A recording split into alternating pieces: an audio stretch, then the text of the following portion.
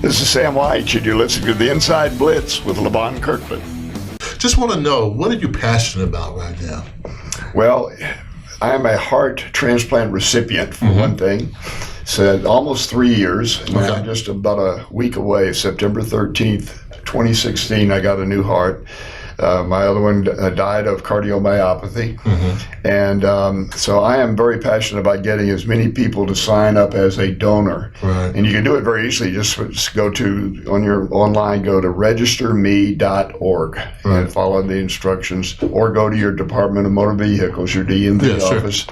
And that's going to put a little heart on the on your driver's license. And in the event of your sudden death, the first responders will then get to the right people, and you can save one person passing who is a donor. Could save 7 or 8 lives, could save up to 75 people in terms of the impact of their life. Maybe like Carson Palmer, the quarterback, NFL quarterback, who's got a ligament in his knee, or he wouldn't be playing ball.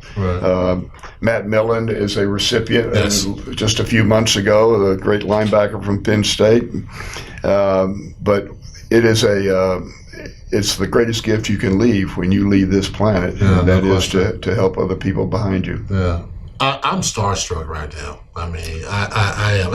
I know you say I'm full of it, but honestly, I'm going to have to slap you around. I tell you, I will tell a story.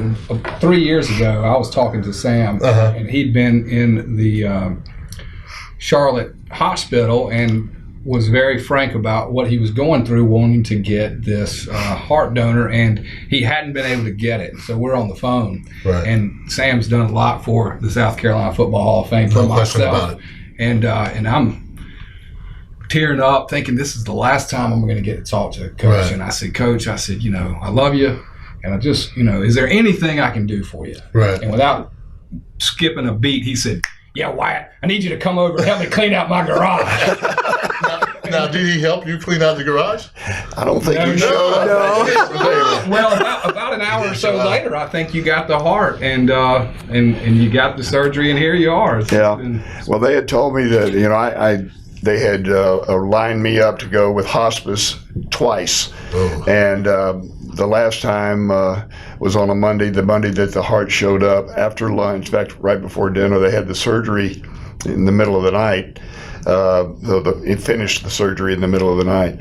But it was that close. The heartbeat. In fact, a doctor in training that observed that operation told me, I was going back for a regular checkup months later, and she came up to me and said, I observed that operation. Let me tell you something. When they were waiting on the heart, the helipad was there and the helicopter was ready to land on it. They were taking guesses at how many heartbeats I had left, because the left side of my heart had not beat for over an hour. And an LVAD pump was keeping me alive that way. And then the right side, they went around. The low bid was 3 beats left, and the high bid was between 10 and 12 beats. And they said, that's it. The heart we're going to be operating on a dead man after that. Remember, it's your brain. When your brain stops, you're dead, not your heart. And but anyway, she said, I watched when they took that old heart out and put it on the pan beside the bed. It beat for over 5 minutes by itself outside your body. So every time I go back to the hospital and I see the doctors, I say, you guys are dumber than dirt, because you said I had 3 to 12 beats left. You could have gone back and got coffee and still got it in me all right. We had 5 full minutes left. But I was, God, blessed to be sitting here right now, no question. And blessed in so many other ways too. But the heart had to be the exact right size. Size of your fist is the size of your heart. Had it been where they needed to go into my leg and get an artery or a vein to make it fit, I wouldn't have made it. It was a perfect fit. The blood type was exactly mine, A positive, perfect. Amazing. Everything had to fall just right. And they just said, they even made the comment during the surgery that they were operating on a dead man. Said, we're crazy, his organs are all brown. But when they put that cardioversion paddle on me and it was clear, boom, and they popped me, they said the blood started pumping immediately on the first try, and everything that was brown started to pink up. And isn't that crazy? It was the last, I am so fortunate. I got a couple of things, if you don't mind. Go ahead. One is, we in this Hall of Fame, you're in our inaugural Football Hall of Fame class right here behind you.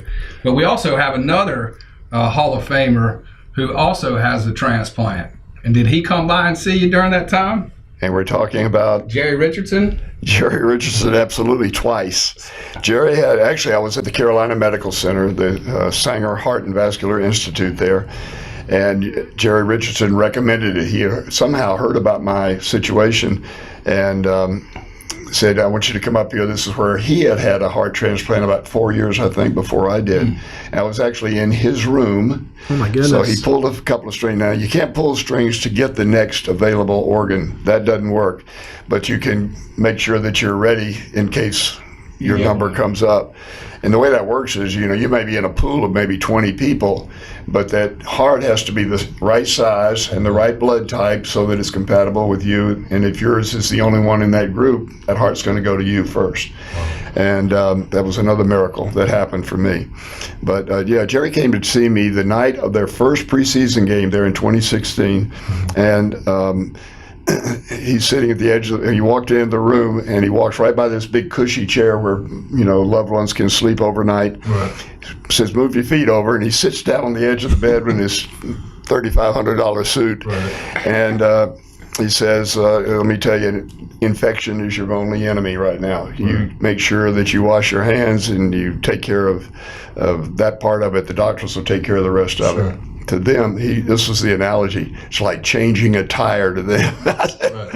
God, I hope I got the right size tire in there. But he came back the next night, and I knew he was coming that day sometime. And the next day, I didn't know he was coming. He came back again. Actually got a little emotional the second time because he was reliving his experience. But what a great guy, and what a sincere, person that really took an interest in me, and I appreciate him very much. I've got one more question.